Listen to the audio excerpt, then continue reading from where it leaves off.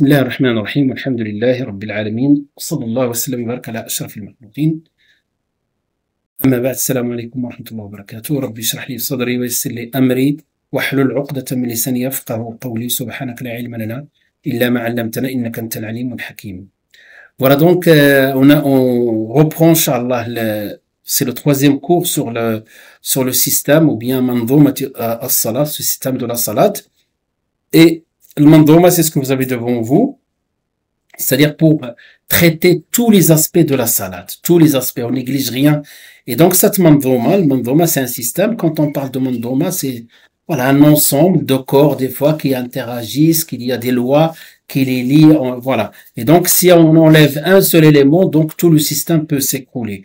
Donc c'est pareil pour la salat, pour profiter de al-thimar, c'est-à-dire les bienfaits de la salat, il faut l'accomplir de manière générale. Donc au début, on a commencé par dire Allah subhanahu wa ta'ala a employé le terme iqama wa aqim as-salat wa al-muqim as-salat rabbi ij'alni muqim as-salat wa aqim as-salat, etc. À chaque fois iqama, nous avons dit que ce terme-là, d'après les savants, implique qu'il faut préserver son temps, ses piliers, toutes les règles juridiques qu'on est en train de développer et le khushu'. Et ensuite, cela implique que on peut, à partir de là, si on accomplit les choses correctement, Inch'Allah, la salat correctement, donc on a les fruits. Et pour le temps, donc, alhamdoulilah, on a regardé comment déterminer le temps à partir de mouvement du soleil, donc que chacun de nous doit connaître, Inch'Allah. Et si ça vous intéresse, dans un deuxième temps, je vais vous expliquer un peu, voilà cet angle-là, vous voyez donc là, cet angle-là qui sépare le subh avec le lever du soleil. Hein. C'est la discussion, les calendriers aujourd'hui qui divergent. Ils divergent qu'au niveau de Isha et au niveau de Sela, au niveau de subh. Sur cet angle-là, vous voyez, vous arrivez à le voir. Vous voyez, c'est clair ou là? Voilà. Ben, cet angle-là, il est de combien? De 18, de 19, de 15, de 12. Inch'Allah, dans un deuxième temps, je vous expliquerai ça si ça vous intéresse, pour comprendre pourquoi on a des problèmes au niveau des calendriers. Et chaque calendrier, il a une explication.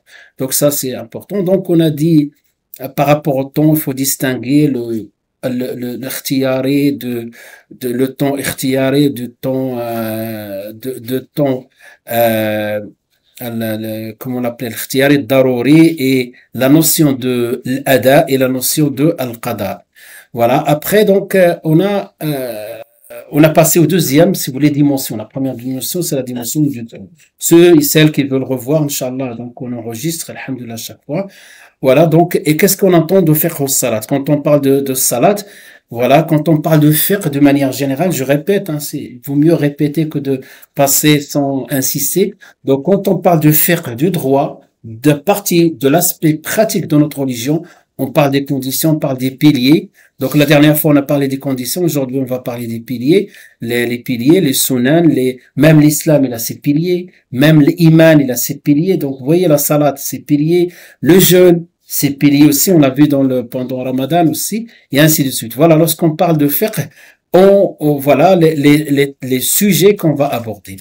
Et on a commencé par le shurut. J'ai dit que à la mosquée, ceux qui étaient là pour le Jumu'ah, j'ai insisté que sur 4, sans parler des conditions d'obligation, les conditions de validité, les conditions d'invalidité et d'obligation à la fois. Voilà. Voilà. Donc, parce que le dars à la mosquée, ce n'est pas comme les cours académiques. Voilà. Donc, alhamdoulilah, on a fait le tour de ça. Est-ce que vous avez des questions par rapport à ce qu'on a vu jusqu'à maintenant? Voilà. On s'est arrêté là. Est-ce que vous avez des questions sur ça? La question des conditions est claire, alhamdoulilah. Hein? Ça va? Si vous avez des questions. Maintenant, on va parler de arkan as-salat. Vous voyez, j'ai mis une petite mention sur l'école malikite. Ça ne veut pas dire que je vais parler que de l'école malikite. On prend une référence et après, on va faire le parallèle.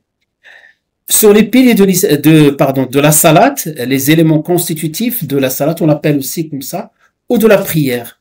À votre avis, pourquoi j'ai mis la salat et je n'ai pas mis la prière? Est-ce que vous avez une idée?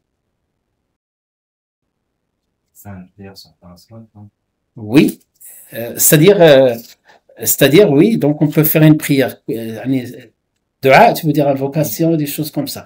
Oui, tout à fait, parce que le terme salat, bien sûr, le terme salat fait référence directement au sens terminologique de la salat. Alors quand je parle de la prière, je fais référence au sens linguistique de la salat. Que veut dire tout ça, ces termes-là? Parce que le mot salat dans la langue arabe veut dire ad-du'a, d'accord, qui veut dire l'invocation.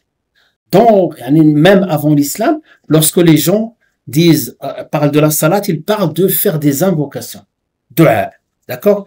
Mais une fois que la salat a été instaurée, donc il a été instauré vers la fin de la période mecquoise. Le prophète Sassama a passé 13 années à la Mecque, et vers la fin, donc à peu près 2 années, ou je me rappelle pas très bien, une année avant, donc vers la fin.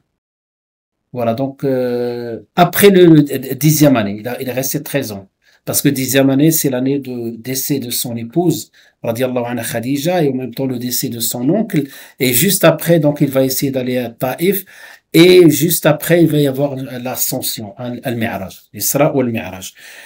Voilà, c'est pour cela, à peu près le 11e année, en tout cas vers la fin. Mais avant, le mot salat existe, les Arabes connaissaient le terme salat. Et même Allah, il dit, وَمَا كَانَ صَلَاتُهُمْ عِنْدَ الْمَسْجِدِ إِلَّا مُكَاءً وَتَصْدِيًّا. Leur salat avant, c'était voilà, يعني تصفيق وتصفير. Et donc, il sifflait, il tapait les mains, comme ça. Allah, il parle des mouchriquines avant l'islam, parce que Shaitan, il a vidé le sens des actes cultuels qui restaient de la religion d'Ibrahim, alayhi salatu wassalam. Et donc, il y a le terme salat qui veut dire dua de manière générale. Et dans le sens terminologique, quand je dis le sens terminologique, c'est-à-dire le sens religieux. Si je parle dans le cadre de la religion, quand je dis as-salat, sans préciser, je parle de cet ensemble d'actes qui commence par le takbir et qui finit par le taslim. Voilà. Voilà, c'est au salam, ni par le salam. C'est ça, l'ensemble qui est la salat dans le sens religieux. Quand je dis terminologique, je veux dire le sens légal, le sens religieux. Mais dans la langue arabe, donc regardez dans sourate, je pense aussi dans sourate Ahzab, où Allah subhanahu wa ta'ala il dit Inna Allah malaikatahu yusalluna ala an-nabi. Allah et ses anges prient sur le prophète. Donc on parle ici de le mot prière, on parle ici de Allah, c'est la bénédiction d'Allah. Les anges, c'est demander l'istighfar et faire des doigts. Ya ayyuhalladhina amanu sallu alayhi wa sallimu taslima, c'est-à-dire prier sur lui dans le sens où fait des salades sur le prophète sallallahu alayhi wa sallam, demander la bénédiction du prophète sallallahu alayhi wa sallam. Donc voilà, donc les éléments constitutifs. Et dans le titre, moi j'ai mis salat pour bien distinguer parce que dans notre contexte français, le mot prière, il englobe toutes les religions, tous les cultes. Et il y a prière, voilà, donc il y a le mot prière pour les catholiques, pour les chrétiens, pour les musulmans, etc. Mais ce n'est pas tout à fait la même chose. Mais nous, quand on dit la salat, on revient au sens terminologique lorsqu'on précise pas. Maintenant, donc, cette salat est portée par 14 piliers essentiels pour la validité de la salat. C'est-à-dire, maintenant, la règle, la différence, on a dit, entre les shurut et les piliers, c'est que les shurut, quelle est la différence qu'on a dit la dernière fois? C'est avant, voilà. Et les piliers, pendant, voilà, jusqu'à la fin. Et le point commun entre les shurut et la salat, il y a un point commun, tu m'as rappelé, le point commun entre les deux? Non, entre les shurut et les piliers. Ah, il y a un point commun. Obligatoire.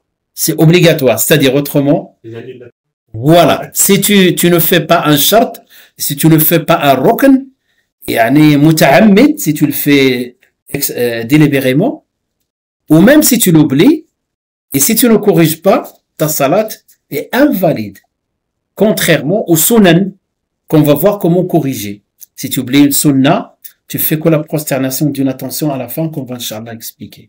Voilà, donc l'arkan. Si je commence par, ils sont 14, après vous allez avoir Inch'Allah le résumé. Donc l'intention, an-niyya, bismillah.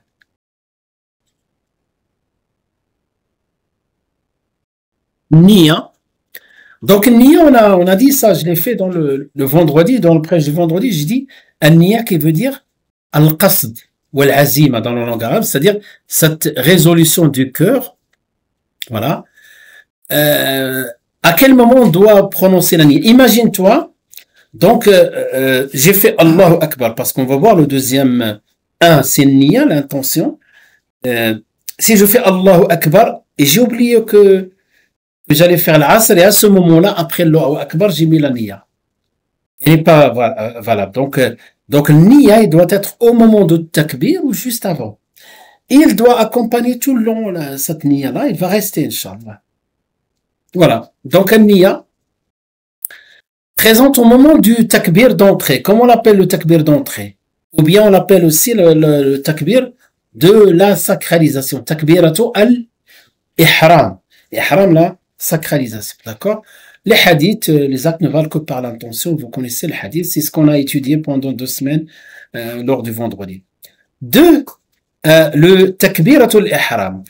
Regardez, Inch'Allah. Là, je vais simplement lister de manière, on va dire, de manière brute, donc les obligations. Mais chaque obligation, vous allez voir par la suite quand on parle des sunan, est entourée des sunan.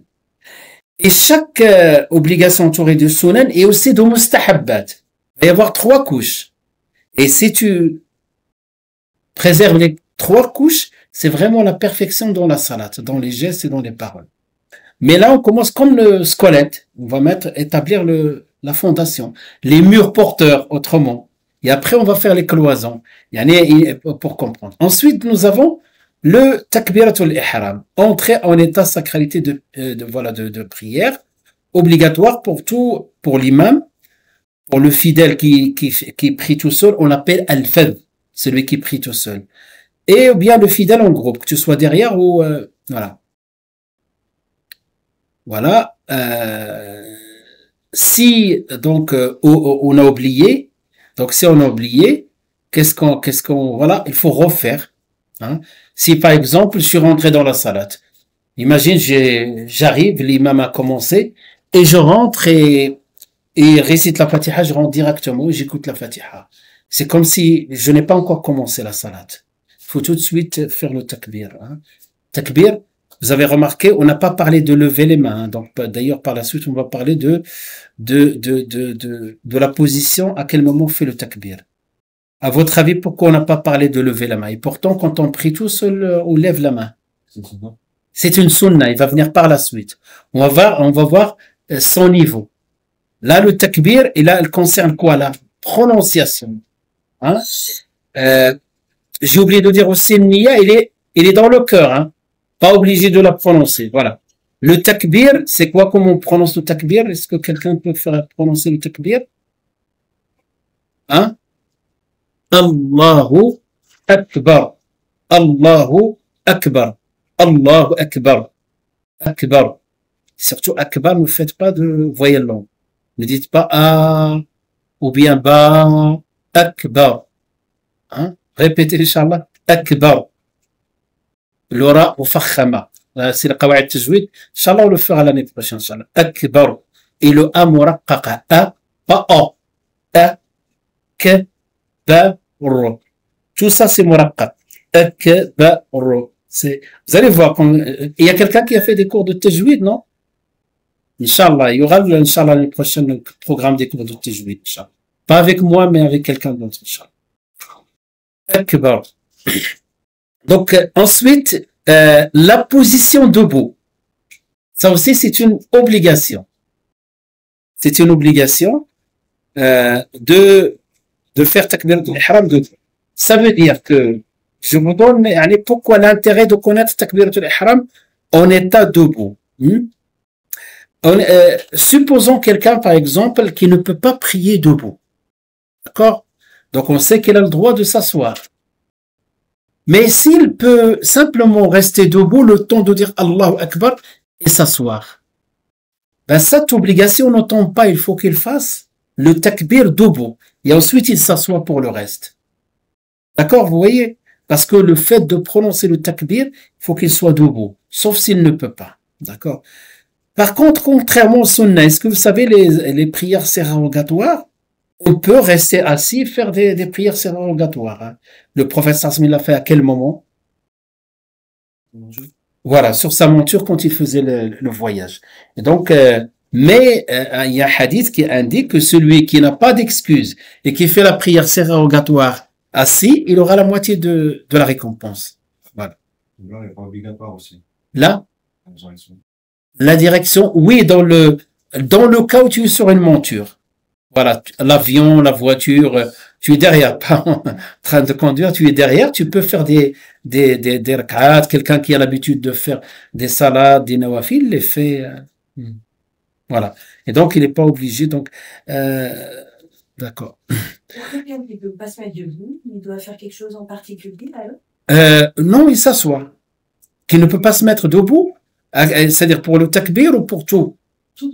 Il s'assoit. Le prophète sallallahu a expliqué, les ulama, ils ont bien détaillé ce hadith-là. Il y avait un compagnon qui était très fort, subhanallah, il l'a éprouvé par la maladie, qui s'appelle Imran ibn Hussein radiyallahu anhu. Le prophète sallallahu a dit, salli qa'iman, fa in lam tastati' fa qa'idan. Donc, prie debout. Si tu ne peux pas, assis alors. Si tu ne peux pas, raqidan c'est allongé ou sur le côté, etc. Voilà, donc celui qui ne peut pas, si, Inch'Allah, quand on aura fini, et même si vous avez une idée sur maintenant les obligations ou les conditions, ils sont obligatoires, bien sûr, mais quand on ne peut pas faire quelque chose, il tombe. Quand je dis il tombe, on est excusé. Par exemple, parmi les choses qui sont obligatoires, la purification. La purification, istiqbal al-qibla.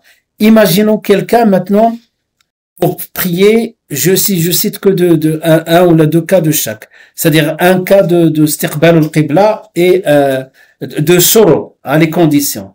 Donc, istiqbal al-qibla, s'orienter vers al-qibla, et la purification. Imaginons quelqu'un à l'hôpital. Il est sur le lit. D'accord? Ça, avant même de commencer. Oh, il ne peut pas bouger le lit. Il n'est pas orienté al-qibla. S'il peut bouger un peu, ne serait-ce que par le buste, mieux que rien. Mais s'il ne peut pas, s'il est très fatigué, la question de cette condition tombe, n'est pas pour lui une obligation. La deuxième, la purification. Si quelqu'un, par exemple, on va aller au cas, le plus, on va dire le plus même évident, la continence, quelqu'un qui ne peut pas. Il y a des gens qui, c'est une épreuve, Allah, il peut éprouver quelqu'un, surtout à un certain âge ou suite à une opération. Qu'est-ce que le prophète sallallahu leur a dit? Les gens qui ont donc ça peut toucher, toute forme d'impureté, qu'est-ce qu'on fait? Bon, on fait les ablutions juste avant. Ça, c'est on peut faire les ablutions juste avant, et même quelque chose coule pendant la salat est valide. Et ça, c'est pour quelqu'un qui est vraiment reconnu comme touché par cette maladie. C'est comment toucher par cette maladie? La plupart du temps, les impuretés, afanallah wa iyyakum, ils coulent. Pas de temps en temps dans la journée. Non, il n'est pas reconnu. Lui, comme quelqu'un qui est touché par cette maladie. Mais le ulama, par exemple, les malikites, ici, la moitié du temps de la journée. À partir de la moitié de la journée et des gouttes qui coulent, à ce moment-là, il rentre dans cette catégorie-là, il fait ses ablutions juste avant, il fait sa prière. Si quelque chose tombe pendant la salat, sa salat est valide. Donc, vous voyez, il y a des conditions qui peuvent tomber parce que on est dans le cadre de rukhsa, des permissions. D'accord? Maintenant, dans la salat, ça c'est shart et ça c'est la purification. Maintenant, on est à l'intérieur de la salat. On est à l'intérieur de la salat, se mettre debout, il ne peut pas. Il est malade, il est allongé. Ça, même s'asseoir, il ne peut pas. Les deux tombent. Il tombe. Donc, il fait la salat raqid. Il se peut qu'il est opposé à al-qibla, mais il ne peut pas faire autrement. On peut pas demander de nous orienter à chaque fois, donc il ne peut pas. Dans ce cas-là, ces conditions-là, ils sont obligatoires, mais ils tombent quand on ne peut pas faire autrement. Donc, vous voyez, c'est pour cela, comme je vous ai dit la dernière fois, quand vous visitez quelqu'un à l'hôpital, posez toujours après échange, posez la question s'il n'a pas fait sa prière. S'il n'a pas fait sa prière à cause de telle chose, je ne peux pas, il faut lui expliquer que, alhamdoulilah, notre religion, c'est une religion qui est flexible et qui s'adapte aux situations qui sont particulières, comme la situation du malade, du voyageur, etc. Voilà. Il y a beaucoup qui le font par erreur parce que pour eux, dans Din, il y a que ce qu'on appelle al-azima. L'azima, c'est la règle stricte.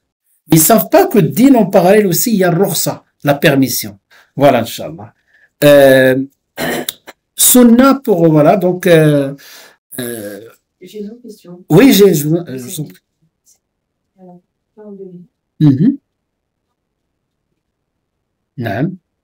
Mais si on voyage, par exemple, on est en avion. Voilà. C'est exactement ce que je viens de dire.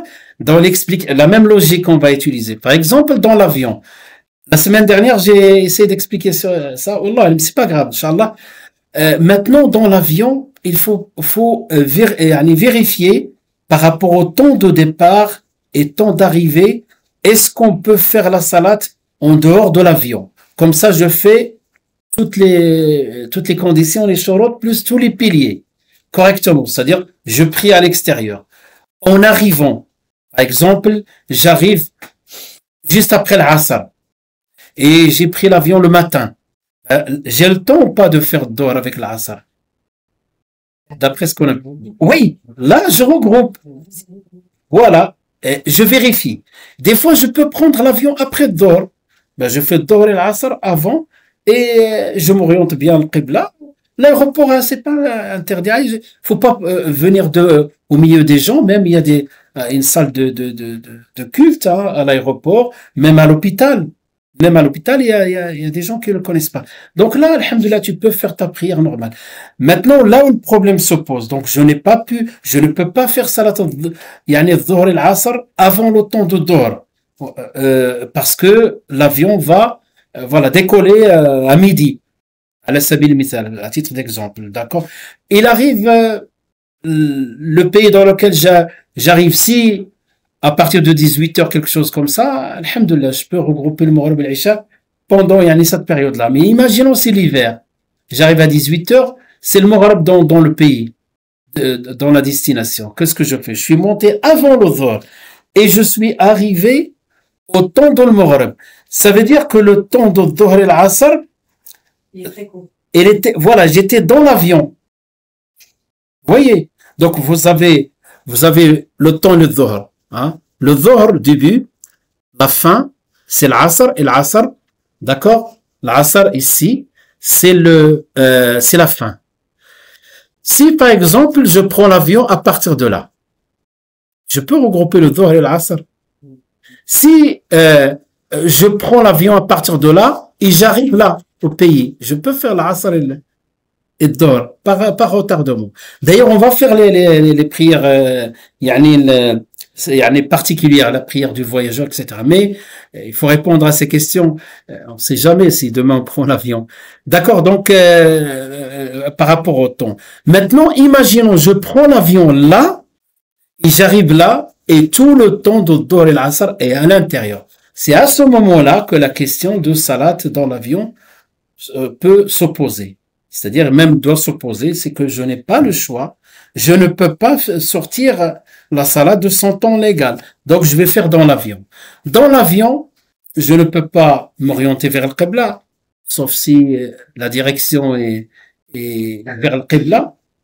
Je ne peux pas me mettre debout. Tout ce que je ne peux pas, il tombe.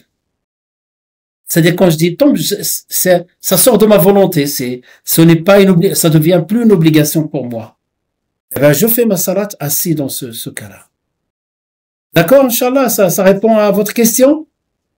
Ça va? Inch'Allah. Dans la voiture. Ah, dans la voiture, non, dans la voiture, on peut s'arrêter et aller prier quelque part. C'est différent. Parce que si la voiture, c'est-à-dire c'est en famille ou là c'est moi qui conduis. Voilà. Un homme peut faire la prière sur un parking. Oui, même la femme. Oui, même la femme. Contrairement à ce qu'ils pensent certains, ils disent il doit être quelque part. Non, et elle peut faire. S'il y a des gens qui passent derrière. Non, il se cache, il va chercher un endroit. Vous savez, quand on arrive, on regarde les choses de manière pratique, hein, quand on arrive dans les voilà, donc comment on appelle? Les aires d'autoroute. Ouais, l'aire d'autoroute, barakallahu fik. Il y a toujours, il faut avancer un peu, on trouve du bois, des choses comme ça. On a tous, je pense, fait du voyage. Et même en tant qu'homme, je préfère ne pas faire ma prière devant les gens. Hein. je cherche un endroit caché, que ce soit moi ou ma femme. Donc c'est faisable. Hein. Non. Yani la question, si j'ai bien compris, est-ce que le fait, voilà, de prendre la voiture et je trouve même un air de repos et est-ce que c'est une excuse le fait de voilà de prier à l'intérieur de la voiture? Ma réponse, wallahu alam, ce n'est pas une excuse. Je peux toujours trouver parce que les piliers sont des choses, et comme on a défini les éléments constitutifs de la salade. C'est comme un mur porteur qui tombe sans raison. D'accord? Dans ce cas-là, il faut trouver une solution. Il faut, des fois, les aires de repos, changer d'aire de repos, mais des fois, ça nous arrive. D'arriver, on voit que c'est pas possible. C'est pas ici qu'on va pouvoir la salade et on va, parce que, alhamdoulilah, le temps est large. Wallahu alam, Allahu alam. Je suis convaincu, presque à 100% que dans ces conditions, on n'a pas le droit de faire dans la voiture. Voilà, donc se tenir debout pour le takbiratul ihram. Ensuite, récitation de la Fatiha. Obligatoire à chaque raka. Un petit, on va dire un petit détail entre parenthèses, vous savez, les Hanafites, pour eux, par exemple, la majorité. Donc j'ai dit des fois, quand il y a des divergences d'école, je l'évoque. Souvent, donc, tous les ulama du monde se réfèrent aux 4 écoles, n'est-ce pas? Des fois, on ne se réfère pas à ces écoles-là, mais le faire, on est obligé, parce qu'ils ont fait le travail avec excellence, ces 4 écoles. Et la preuve, c'est qu'Allah les a, voilà, pérennisés, hein, depuis plus de 10 siècles, ils ont ces écoles-là. Donc là, c'est pour cela, on fait toujours on fait référence à ces 4 écoles. Ce que j'ai dit tout à l'heure, valable pour toutes les écoles. Quand je fais pas référence, ça veut dire valable pour toutes les écoles. Maintenant, j'arrive à la récitation de la Fatiha. La récitation de la Fatiha pour les 4 écoles, et apprenez, Inch'Allah, dans l'ordre chronologique. Hein. La première école dans l'ordre chronologique, école juridique, hein, c'est laquelle? Hanafit, Abu Hanifa. Hanafit, il est né en 82 l'Hijra, je vous ai parlé de ça. Malik 93, Shafi'i 150 et Ahmed ibn Hanbal, je pense 164. Hein, vous voyez. Donc, Abu Hanifa, et l'école Hanafite de manière générale considère la Fatiha, eux ils ont 2 niveaux, wajib et pas fard. La majorité, ça, Inch'Allah, c'est pas la peine de trop insister sur ça, mais je vais le dire quand même. Hein. Le wajib et le fard pour la majorité des savants, hormis les Hanafites, il n'y a pas de différence. Wajib ou fard, c'est-à-dire obligation ou les deux on traduit pas obligation. Par contre, les Hanafites, ils font la différence entre wajib ou fard. Fard, c'est quelque chose qui est cité soit dans le Coran, soit dans un hadith notoire. Par contre, le wajib, il est cité dans un hadith singulier. Et donc, la conséquence de tout ça, pour eux, quand on parle de wajib, on peut le réparer. Par le sujoud saou, contrairement aux autres écoles. Ça veut dire que pour les 3 écoles, la majorité des écoles, la Fatiha, si on n'a pas récité, on va voir comment corriger toute la rak'at. Pas chez les Hanafites, wallahu a'lam. D'accord? Donc simplement, il y a un petit détail, si jamais vous avez des discussions, vous êtes au courant que, voilà, que c'est un acte obligatoire, mais il n'y a pas consensus. Hein? Il y a quand même quelques divergences. Quand on récite la Fatiha, ce qui est obligatoire et dans cette rak'at, bouger la langue même sans s'entendre. C'est quoi bouger? Le prophète sallallahu sa salat par exemple, quand il fait Allahu Akbar, il reste pas comme ça la bouche fermée. Il fait des gestes.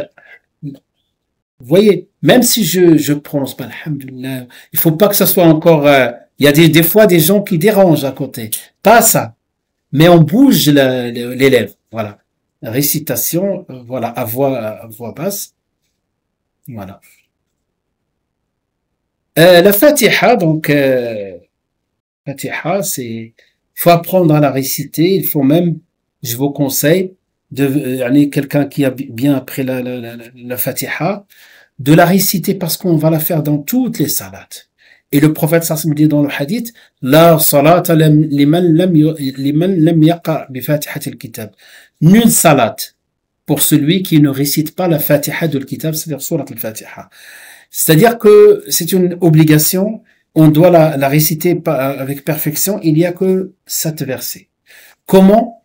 Même si je n'ai pas encore entamé les cours de tajwid, je dois au moins m'asseoir devant quelqu'un qui connaît les règles de tajwid, soit imam, soit enseignant, enseignante, et je récite devant lui, et voilà, il me dit, est-ce qu'il y a quelque chose à corriger? Parce qu'il y a des gens qui prononcent des mots, qui les prononcent pas correctement, qui font des prolongations là où il ne faut pas, etc., etc. Donc il faut quand même commencer par ça, Inch'Allah.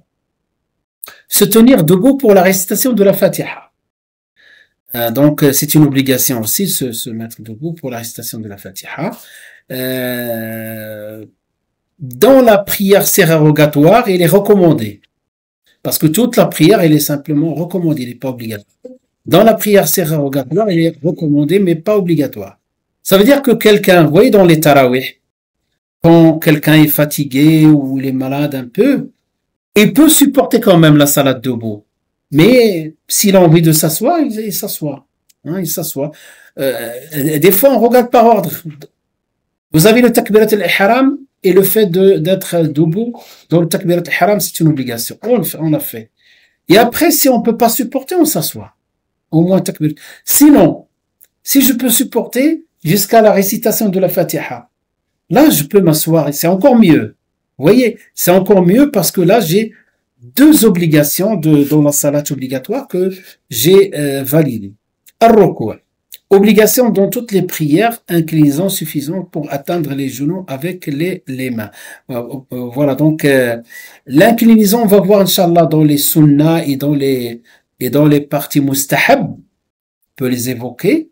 Quand on fait le ruku', on essaie de faire un angle de 90 degrés, un angle comme ça, droit, et on pose donc les hadiths sahih, les mains, mushabbaka comme ça, donc les doigts comme ça, j'ai dit les mains, les doigts sur les genoux, comme ça sur les genoux, et la tête, il faut pas qu'il soit courbé ni élevé, d'accord, et je regarde l'endroit de prosternation, d'accord, donc voilà, mes mains sur mes genoux, bismillah.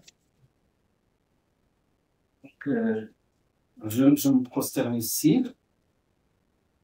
J'essaie, donc, et les mains comme ça. Et je regarde l'endroit, les doigts, pardon, sur les genoux. Voilà. L'inclinaison, ruku'. Je dois pas faire avec le dos comme ça, ni trop.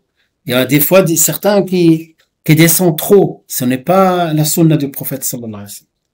Ensuite, donc, 7e, se redresser après l'inclinaison.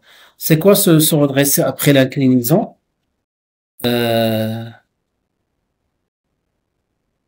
Donc, c'est quoi se redresser? C'est-à-dire, regardez, quand, voilà, je fais le ruku', Sami Allahu liman hamida. Regardez, j'ai pas levé les mains, j'expliquerai ça par la suite. Il faut que je marque ce temps-là. Je me lève pas comme ça. Sami Allahu liman hamida, Allahu Akbar, directement. Il faut que je marque. Et je reste un laps de temps, ne serait-ce que le temps de dire Subhana Rabbiyal Azim, debout. Après, parce que c'est une obligation, se redresser après la prosternation.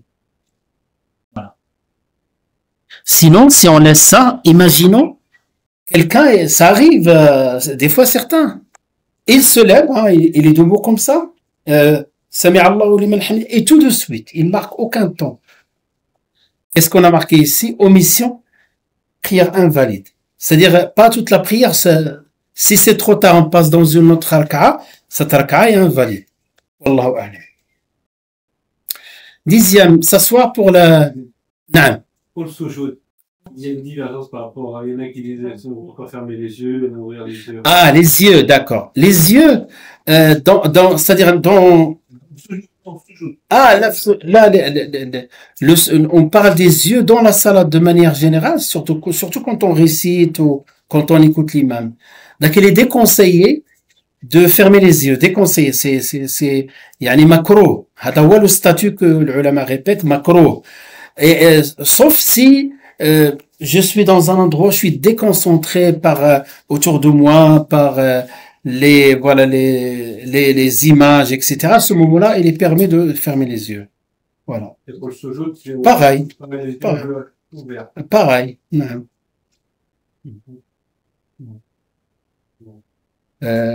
D'accord. Il me semblait que c'était le front et le... Ah oui, on arrive, Inch'Allah, au sujoud, parce que, voilà, se redresser. Ah oui, on a parlé de la prosternation, exactement. Ben, la prosternation, donc, comme on dit dans les livres de fiqh, on ferait la prosternation sur combien de parties du corps? 7, c'est connu. Et chez les malikites, j'imagine même les autres, c'est le front et le nez, comme ça, de la partie obligatoire. Sans ça, on n'est pas dans le sujoud. Il y a aussi, voilà, donc, oui, ici, je suis allé très loin. Voilà. Support stable. Pareil, voilà, les malikites insistent sur ça aussi. Ils disent, maintenant, les tapis, ils passent. Mais mettre des supports comme ça, des supports en plus, la prosternation n'est pas valide. D'ailleurs, une fois, vous voyez les tapis sur lesquels on peut s'appuyer. Il y avait un frère dans le Jumu'ah une fois, il a fini, il était assis. Après, quand on a voulu faire la salat, il l'a plié, il l'a mis devant lui pour se prosterner dessus. Voilà. Donc ça, ce n'est pas valable de se prosterner sur quelque chose surélevé comme ça, de cette taille-là. Donc j'ai demandé à ce frère de me mettre de côté, je t'expliquerai, je lui dis après la salat pourquoi. Voilà. Ça, c'est support stable, non surélevé. Ouais. Si on a un bonnet, c'est valable ou pas? C'est valable, ça passe. Il y a quelque chose voilà, comme l'épaisseur du tapis, le bonnet, tout ça, il passe.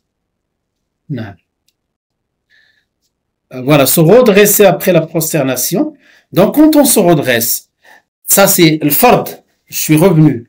Maintenant, je peux de temps en temps évoquer les sunan. Comment, et ça c'est plutôt mustahabbat, c'est pas les sunan deuxième, troisième degré. C'est-à-dire comment je m'assois. Comment, quand vous faites la salat, surtout pour les hommes, comment vous faites le redressement après la prosternation. Comment tu t'assois? Sur quoi? Voilà, sur le pied gauche, d'accord. Donc, le pied gauche, j'ai des photos, je peux les montrer. Le pied gauche comme ça, donc mon pied gauche, d'accord, je m'assois. Et l'autre pied, celui qui peut, bien sûr. Et l'autre pied, donc, voilà, donc, on a oublié de parler des 7, oui, des 7 par rapport au sujoud. Lesquels les 7 d'abord? On revient au sujoud. On remonte. Donc, le front, les mains, les genoux et les doigts des pieds. Voilà. Ils sont au nombre de 7. D'accord? On laisse pas les pieds comme ça, ou les doigts, il faut qu'ils soient inclinés, comme s'ils font eux aussi position de, voilà. De même, qu'est-ce qu'on a? Maintenant, on s'assoit. Quand on s'assoit, il y a des manières qui sont sunnah et d'autres manières qui sont, déconseillées. Makro.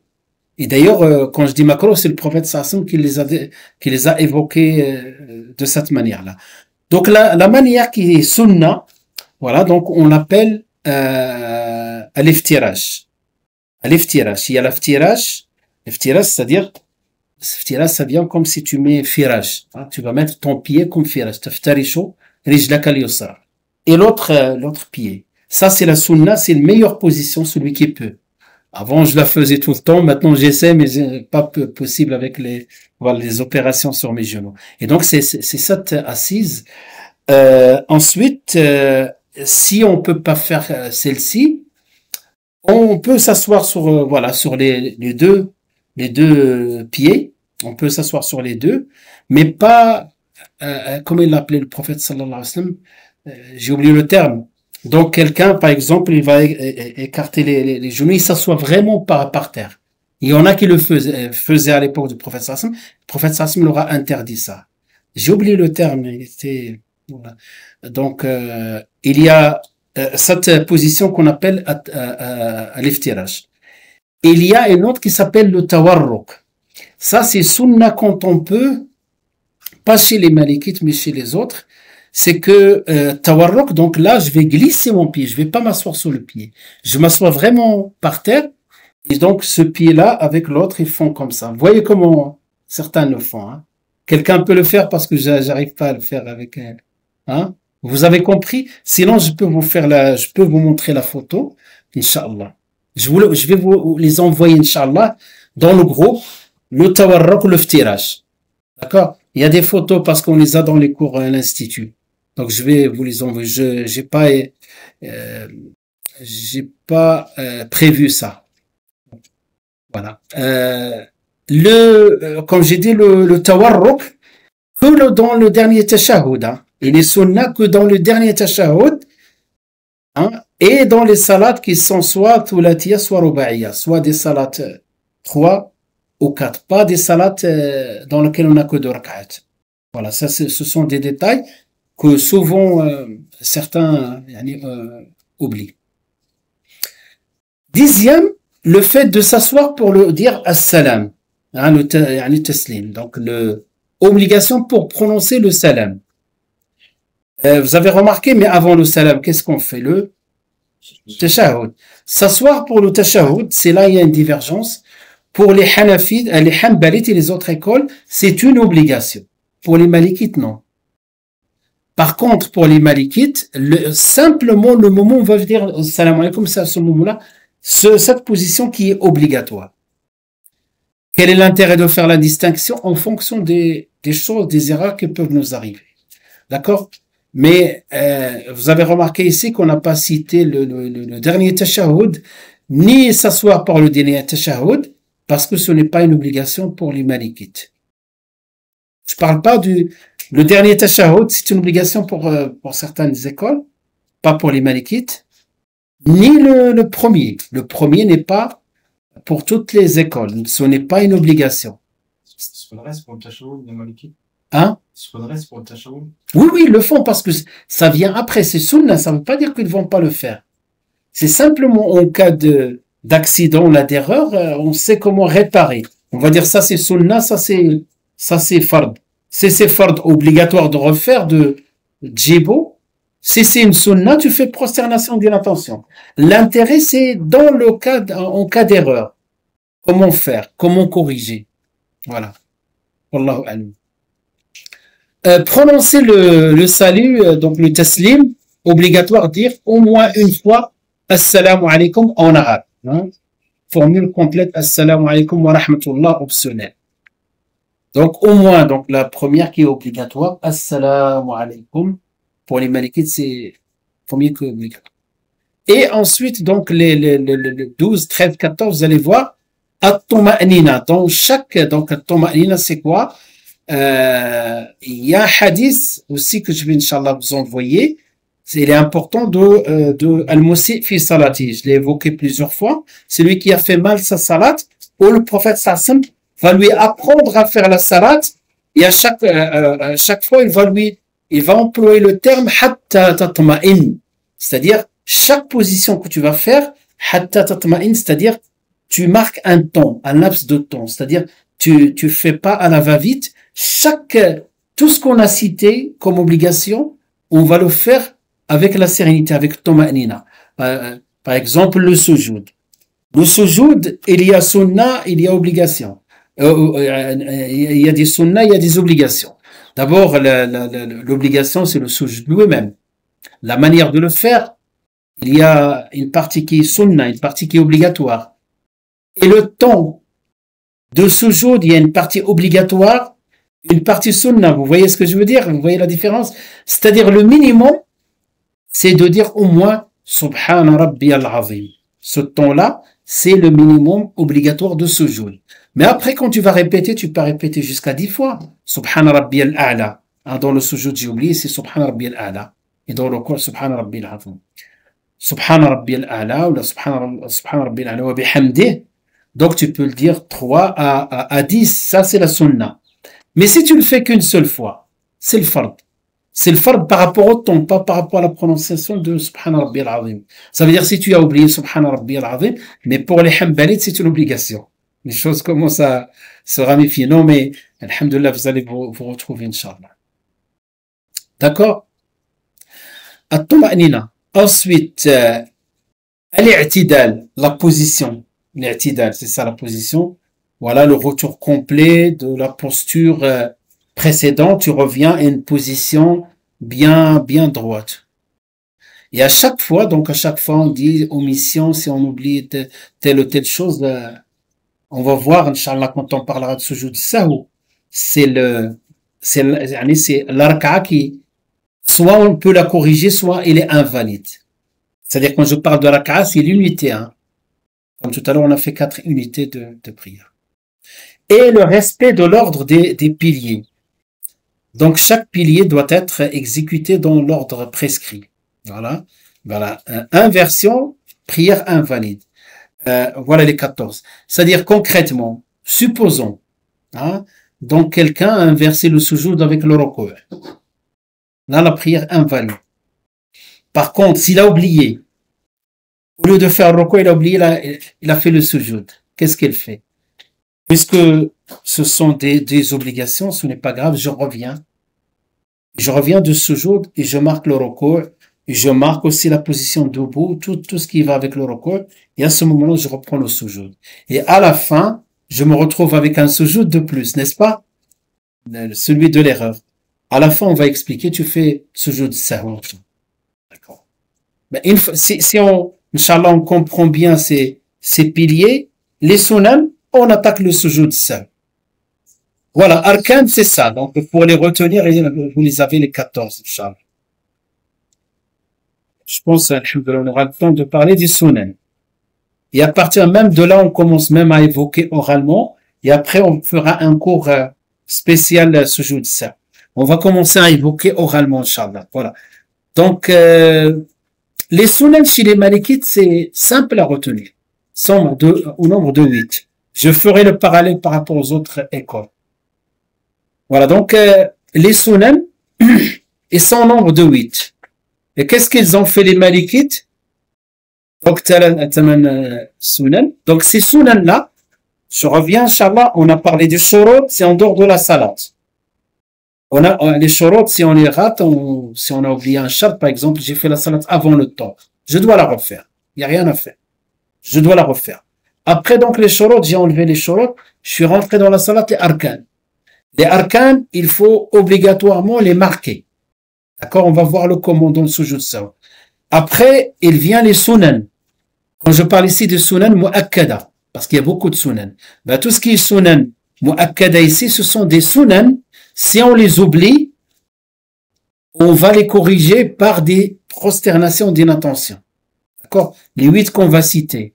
Les mustahabbat, là, il n'y a rien à faire. Si on les a pas fait, c'est-à-dire la salat, elle n'est pas parfaite, mais elle est valide. D'accord? Donc, comment ils ont fait les malikites pour retenir? Ils ont fait ce petit poème, hein, si vous voulez, c'est un vers, hein, donc, bait. Ils disent sinani, la lettre sin, S. Shinani, la lettre shin. Kada jimani, pareil pour la lettre J ou la G. Ta'ani, 2 ta. C'est-à-dire, qu'est-ce qu'il veut dire de ça?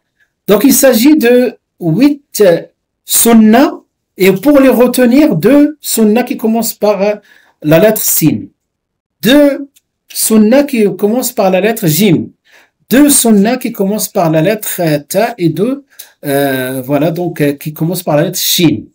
D'accord? On va les évoquer, Inch'Allah. Donc, les sinan. Les sinan, c'est-à-dire sin et sin. Vous savez, tout ce qui est 2, duel en arabe, c'est an. On finit par an. Donc, sinan, shinan, et ta'an et jiman. D'accord? Sinan comme sura. Sin, sura. Sura. C'est la sourate après la Fatiha. D'accord? C'est une sunna. Ça veut dire concrètement, si j'ai oublié de réciter la sourate, et ça y est, je suis passé au ruku'. Ruku', c'est une obligation. La Fatiha, avant, et le wuquf, c'est une obligation. Et la surah, c'est une sunna. Mais moi, j'ai oublié, je suis passé à un autre rukn. Une règle à retenir dès maintenant, c'est que je ne peux pas revenir d'un rukn vers une sunna. Je ne peux pas dire, ah, j'ai oublié la surah, pas la fatiha. Je dois revenir en arrière. Non. Ça, c'est une règle. Là, par contre, je vais marquer comme quoi j'ai oublié une sunna. Et comment faire, on va voir, Inch'Allah, à la fin. Donc, surah, hein, quelque chose qui commence par sin, devinez quelque chose qui commence par sin, bismillah. Comment on dit voix basse en arabe? Sir. Sir, voilà. Donc, surah ou sir. C'est-à-dire, imagine-toi, par exemple, dans Dohr, j'ai oublié, j'ai récité par exemple, l'Isha, j'ai oublié de faire le jahr, de réciter à voix haute. J'ai fait qu'à voix basse. Et ça y est, j'ai continué ma salat, c'est qu'après ou bien je suis passé à un fard.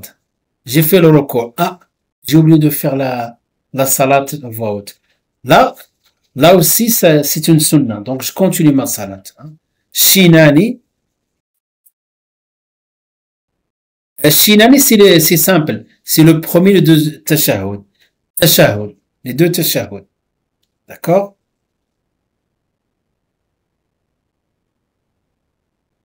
Ensuite, ta'ani. Ça vient de, par exemple, tasmi'. Tasmi', il y a beaucoup de formules qui ont des titres comme ça. Comme Sami' Allahu liman hamida, on l'appelle le tasmi'. Comme le Allahu Akbar, on l'appelle comment? Le takbir. Voilà, ainsi de suite. Par exemple, la ilaha illallah, comment on l'appelle? Le tahlil.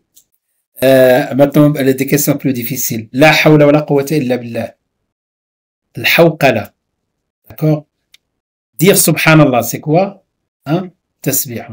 D'accord. Ici, donc, un ta pour le Sami' Allah liman hamida et le takbir, mais pas le takbir de transition. C'est-à-dire tous les takbirs, hormis le takbir le premier, qui est takbiratul ihram.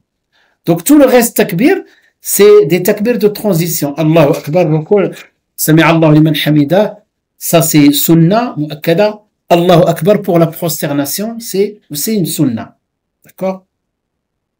Et le jiman, c'est le jahr, voix haute, et le julus, c'est le tashahhud, le fait de s'asseoir pour le tashahhud. D'accord? Voilà donc les 8, je pense avec ça, Inch'Allah, on va même peut-être aujourd'hui, on peut évoquer même des cas maintenant. Et à la fin, Inch'Allah, on fera un résumé de tout ça. Maintenant, avec le slide des 14, slide des 8, qu'à partir de ça, je peux commencer à anticiper un peu comment, en cas d'erreur, comment réagir. Allez, je vous donne quelques questions comme ça pour voir si vous avez compris. Allahu Akbar. Par exemple, et j'ai récité la sourate et je fais le recours. Qu'est-ce que j'ai oublié?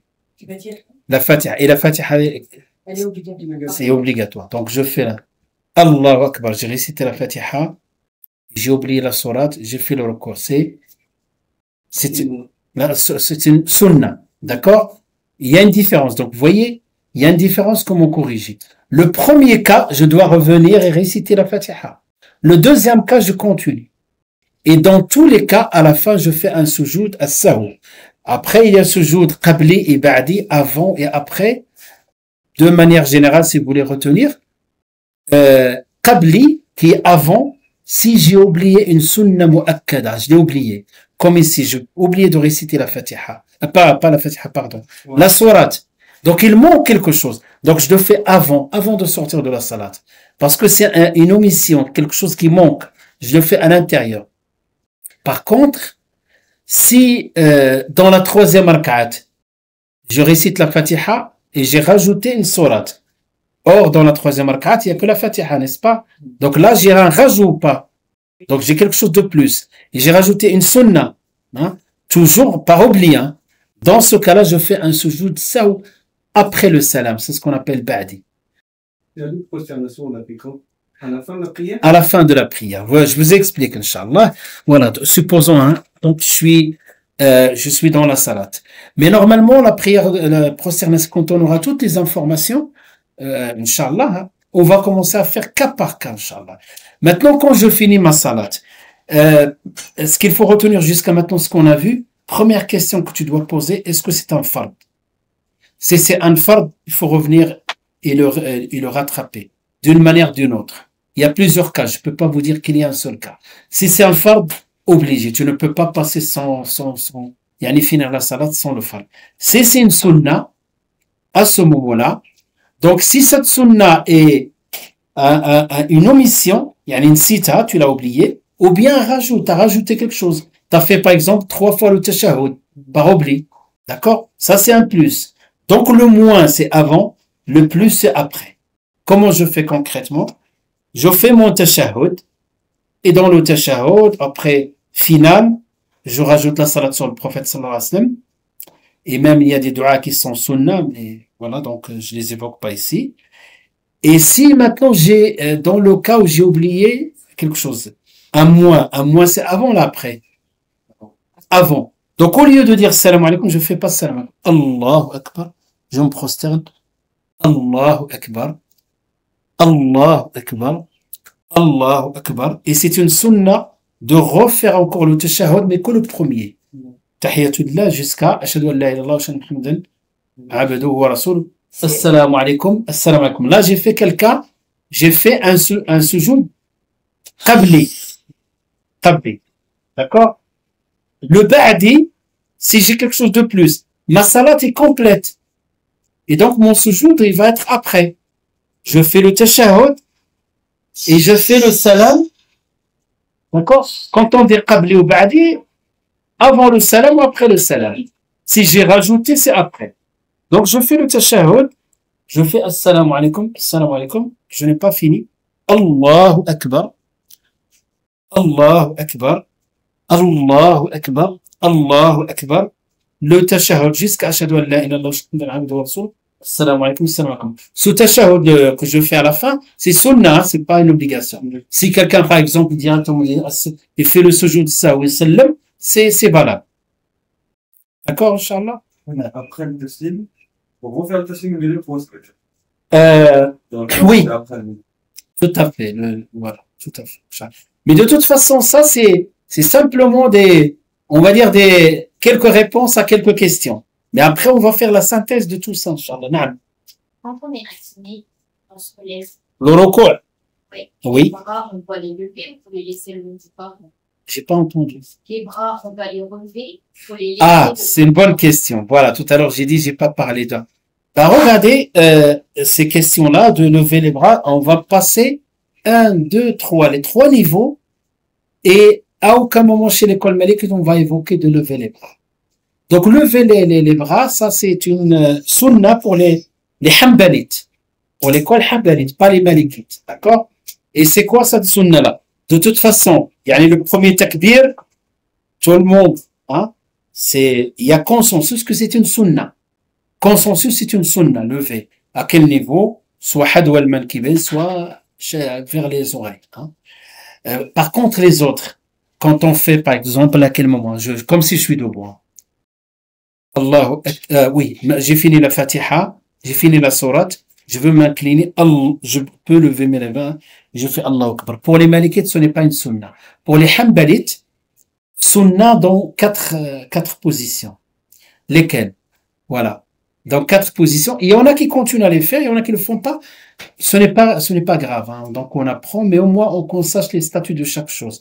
Quelqu'un qui a pris sa première salate d'un livre ou d'un cheikh, il continue à faire comme il a fait. Il corrige si, par exemple, il fait quelque chose qui n'est pas valable dans aucune école, hein. D'accord? Donc, ils disent dans 4 situations. Le takbiratul ihram, ou plutôt takbiratul ihram, c'est fard. Le takbir quand on fait le ruku' lever les mains quand on fait le ruku', lever les mains quand on se lève du ruku et quand on se lève de la le premier tashahhud. Hein? Le premier tashahhud, quand on fait le premier tashahhud, et on se lève. On lève les mains aussi. Donc avec Takbiratul Ihram, ça fait 4. Et selon une version qui est rapportée par ou d'après Abdullah ibn Omar radiyallahu anhu. D'accord? Donc ça, il existe ça. Donc je reprends si vous voulez. Donc on compte Takbiratul Ihram, là tout le monde est d'accord. Je veux maintenant faire un ruku, j'ai fini la récitation. Je lève les mains. Allahu Akbar. Sami'a Allahu liman hamida. Je lève les mains. Donc selon l'école hanbalite. J'ai fini le tashahhud et je me redresse debout. Allahu Akbar. D'accord? Voilà. Donc sur cette question-là, ce qu'il faut souligner, ce n'est pas celui qui les fait dans ces 4 positions. Celui qui les fait dans d'autres positions. Par exemple, il se lève pour la deuxième rak'at, il lève les mains. Ça, c'est, voilà. Ça, n'est pas conforme à aucune école. Ça n'existe pas. D'accord? Je vois dans la mosquée, mais je dis, on va prendre le temps. Ou quelqu'un qui descend pour faire le sujoud, il lève les mains comme ça, il descend pour le sujoud. Ça, ce n'est pas quelque chose qui est légiféré. Wallahu a'lam. Et je vois des fois aussi, après le tashahhud, ils attendent pas de se relever, ils le font. Oui, ça existe. Oui, il y a deux avis sur ça. Oui, 2 avis. Après, donc, voilà, il faut connaître l'origine de chaque chose. Il y a des moments, comme je dis, quand tu te lèves pour la deuxième rak'at, tu te lèves et tu lèves les mains. Ça, ce n'est pas sunnah. Il n'existe nulle part. Wallahu a'lam. Et troisième rak'at, et je vois certains qui descendent pour le sujoud. Ils le font. Voilà, khair, Inch'Allah. Après, donc, ça reste les malikites, uniquement le takbirat. Après, vous pouvez me poser même la question d'une autre manière. Vous avez remarqué, hein? On est censé sur quelle école? Ah, on est censé être sur l'école. Ah ben, c'est une bonne question. Il faut, Inch'Allah, un jour, je vous explique un peu le statut de chacun, qu'est-ce que le muqallid, qu'est-ce que le alim, etc. Alors, pour faire court, pour répondre, voilà, on est censé être dans ce qui va nous dire notre imam. Lui, il doit être formé. Il dit pas, il y a des choses comme ça de sa tête. Et nous sommes des muqallid qui suivent. Parce que même si je te dis l'école malikite, qu'est-ce qu'on connaît de l'école malikite ou hanbalite ou shafi'ite? Nos frères qui sont à côté turcs, la mosquée turque, ils sont hanbalites, ils suivent leur imam. Mais même il y a des choses qu'ils font, mais c'est même pas hanbalite. Je dis hanbalite, hanafite. Voilà. Et voilà, donc c'est pour cela c'est important d'enseigner le faire. Même ils disent hanafite, mais ce qu'ils font des fois certaines choses qui sont pas hanafites du tout. Voilà, khair, Inch'Allah. Ils suivent leur imam, et tant qu'ils suivent leur imam, peut-être pour une raison ou une autre, l'imam il a fait comme ça. Oui, c'est pour cela il faut sortir de niveau de muqallid qui ne connaît rien à un talib al-ilm qui connaît quand même un peu. Voilà, talib al-ilm, c'est l'étudiant qui a compris un peu les sources de législation, mais il faut minimum, nous on propose le cursus pour voir le schéma plus global, cursus de 3 ans. Après, on connaît les sources de législation, pourquoi l'irtilaf, parce que je voulais pas rentrer dans les détails sur quoi ils se sont basés les malikites, sur quoi ils se sont basés les hanafites, les hanbalites, etc. Et pourquoi tant de divergences, pourquoi il n'y a pas une seule école, etc. Tout ça est une explication rationnelle et claire pour celui il faut des outils. Donc il faut pas qu'on se disperse parce qu'on est dans l'apprentissage de faire selon une école. Mais si vous voulez les arguments, même nous, quand on a pris l'école, par exemple, une des écoles, on fait, par exemple, on va étudier le premier matn qui est très court, hein, par exemple, le matn de Ibn Ashir qui est connu, très court, expliqué, après tu dois un deuxième matn qui est plus détaillé, ainsi de suite. Après, tu passes même, il y a un matn autrefois qu'on l'appelait était prévu pour les enfants. Là, il faut étudier 2 ans pour arriver à ce matn, pour les adultes, qui s'appelle, Mukhtasar Khalil. Vous voyez, autrefois, Mukhtasar Khalil, il y a des Mukhtasar comme ça qui étaient pour les débutants comme les enfants. Et aujourd'hui, tellement on a le niveau à baisser qu'il faut revenir à talab al-ilm al-shar'i, qu'il faut revenir à l'étude de cette science légiférée. Voilà, donc c'était quoi le dernier point que j'ai évoqué? Oui, le fait de lever les mains. Oui, aussi vous avez remarqué par exemple dans le Salat al-Janaza, il y a combien de takbir? Il y a 4 takbir, n'est-ce pas? Il y en a qui lèvent la main, d'autres qui lèvent pas la main. D'accord? Ben, vous avez remarqué aussi, des fois quand on voit des Salat al-Janaza à la télé, et on voit des fois ils lèvent la main, certains pays comme la Palestine, etc. C'est question d'école. L'école malikite, il y a au début, c'est tout. Mais l'école, par exemple, ils sont shafi'ites, ils lèvent la main chaque takbir. Ça, c'est un détail. Hein. Ça, c'est un détail. Pourquoi? Parce que chacun, il a ses arguments. Voilà. Voilà. Donc, la morale, Inch'Allah, la morale de cette histoire-là de lever les mains, il faut comprendre le statut de chaque chose, Inch'Allah. Et que le fait, de ne pas lever la main ou lever les mains par rapport à certains gestes, mis à part le takbirat al-ihram, ça reste une question de divergence. Tfadli. Je voulais revenir sur les deux prosternations, en fait. D'accord. Voilà, parce que moi, je suis sûre que toutes mes prières, je me trompe pas. Khayr, Inch'Allah. Subhanallah. Quand je vais très vite, je me trompe pas. D'accord. Quand je réussis très très vite, je me trompe pas. D'accord. Quand je prends mon temps, là, j'oublie si j'ai fait. Du coup, je préfère faire en plus que de faire en moins. D'accord. C'est-à-dire, voilà, vous doutez du nombre. Oui. Du nombre. Soit le nombre de rak'at, soit le nombre de prosternations. Quelle est la solution? Ça, la solution, elle est claire. Le prophète sallallahu alayhi wa sallam a dit, il parle de quelqu'un qui, ça lui arrive de douter de temps en temps. Pas quelqu'un qui aimerait de waswas. Vous voyez, il y en a qui c'est devenu maladif, il fait les ablutions, j'ai fait, il refait. J'ai oublié ça, il refait. Ou ainsi de suite. Il y en a même, des fois, des personnes qui me disent comme ça, ils posent des questions. Des fois, je reste une demi-heure, pour faire mon stinja. Ce n'est pas normal. Ça, c'est le waswas de shaitan. On parlera de ça après de l'ouasouas de shaitan. On parle de cas normal. Le prophète Sassim nous a enseigné. Si j'oublie, je doute du nombre, et une seule règle à appliquer, c'est se baser sur le minimum. D'accord? Qala sallallahu alayhi wa sallam, man shakka, là, je parle de doute. Et c'est quoi shak? Tu n'arrives pas à trancher. C'est-à-dire, des fois, tu peux dire que je l'ai fait à 80%, mais je suis pas sûr à 100%. Là, ça s'appelle dhann, ça passe. Tu fais rien, tu continues ta salade.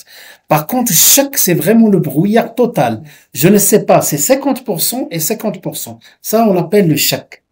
Dans ce cas-là, man shakka, le prophète sallallahu n'a pas dit man dhanna. Parce que le dhann, c'est le conjecturel. Mais le shak, c'est le doute, 50-50, brouillard total, d'accord? Donc, man shakka fi salati, asalla thalathan am arba, falyatrahi shak. Donc, est-ce qu'il a fait 3 ou 4? Donc, le quatrième, là, c'est shak. Falyatrah. Il le compte pas. Il garde que le 3. Et à la fin, il fait prosternation d'une attention. Tout simplement. D'accord? Il fait 2 prosternations d'une attention, sujoud de saou à la fin. D'accord? Pareil. Ça, c'est le nombre de rak'at. Pareil pour le nombre de sujoud. Ça nous arrive, ça m'arrive moi aussi. Peut-être de temps en temps, une fois par mois ou une fois par semaine, ça m'arrive. Surtout quand je fais la prière assis, quand je ne peux pas faire. Et c'est pas comme tu te prosternes par terre. Quand tu te prosternes, vraiment ton corps et ton esprit marquent. Mais quand tu fais comme ça, c'est différent. Des fois, on se concentre pas, on parlera de khushu' plus tard. On sait pas, est-ce que j'ai fait 2 ou une prosternation. Dans ce cas-là, falyatrahi shak, 2 ou une, une. Je me base sur le minimum. Et je rajoute pour être sûr, à la fin, je fais le sujoud as-saw. Ça, c'est le cas normal, quelqu'un qui lui arrive de temps en temps. S'il commence à arriver dans toutes les salades, ça devient problématique. Ça, c'est shak. Comment on fait? On tient compte de rien, on continue. 3 ou 4, c'est 4, c'est bon. Je finis ma salade. Ça, il faut, parce que Shaitan ne rentre par cette porte-là. Parce que si tu refais chaque salade, chaque jour, ou l'odo, chaque jour, tu as multiplié par 2, voire par 3, voire par 4, à un moment donné, tu vas baisser les bras. Et c'est ce qu'il veut le shaitan. Et notre religion, c'est une religion, alhamdoulilah, c'est une religion de facilité. Donc, et on tient compte de la situation de chacun. Donc, si ça t'arrive par rapport à cette question de temps en temps, alhamdoulilah, on a la solution. فَلْيَطْرَحِ الشَّكُّ, comme l'a dit le prophète, sallallahu alayhi wa sallam. Et même, on peut aller plus loin. Shaitan, il le fait. Allahu Akbar. Ah, j'ai mes ablutions, pas.